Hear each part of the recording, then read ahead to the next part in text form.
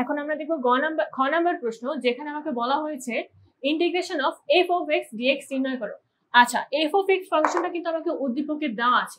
এখানে মূলত আসলে আংশিক ভগ্নাংশের কাজ। আংশিক ভগ্নাংশটা বের করতে পারলে আসলে ম্যাথটা সলভ করা ইজি হয়ে যাবে। তো এফ অফ এক্স আমাকে কি দেওয়া আছে, 1/x² ইন্টু এক্স মাইনাস 1, বা এটাকে যদি আমি লিখি এভাবে লিখি যে 1/x ইন্টু আমার 1/x ইন্টু এক্স মাইনাস 1, একই কিন্তু কথা, ঠিক আছে। এখন সিম্পলি আমি কি করব, এই পার্টটাকে আমি আংশিক ভগ্নাংশে পরিণত করে নেব।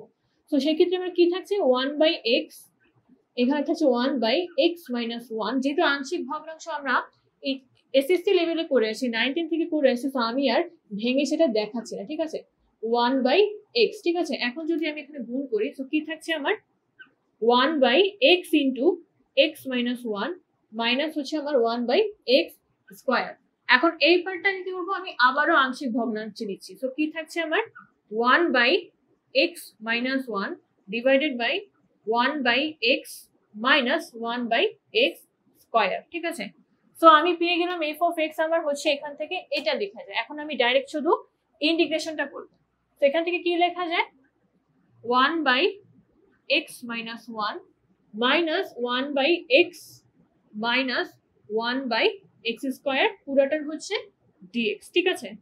বা এখান থেকে লিখতে পারি এটাকে ডিএক্স করলে কি আছে আমার, ইন্টিগ্রেট করলে, তো আমার এটাকে যদি ইন্টিগ্রেট করি সেক্ষেত্রে থাকছে আমার লন এক্স মাইনাস 1। এগেন এটাকে যদি আমি ইন্টিগ্রেট করি সেক্ষেত্রে থাকছে আমার লন এক্স, হ্যাঁ লন এক্স। অ্যান্ড লাস্টলি আমি যদি এটাকে ইন্টিগ্রেট করি 1/x স্কোয়ার, এটাকে ইন্টিগ্রেট করলে কিন্তু থাকছে আমার মাইনাস 1/x, ঠিক আছে। অ্যান্ড লাস্টে আমি একটা সি লিখে দিব, প্লাস সি, বা এখান থেকে লেখা যায় এটাকে প্লাস দিয়ে লেখা যায় প্লাস 1/x। তো এটাই হচ্ছে কিন্তু আমার ইন্টিগ্রেশনটা, ঠিক আছে। এটাই হচ্ছে আনসার। দেখো আংশিক ভগ্নাংশ করাটার পর কিন্তু অঙ্কটা খুবই ইজি হয়ে গেছে সলভ করার জন্য।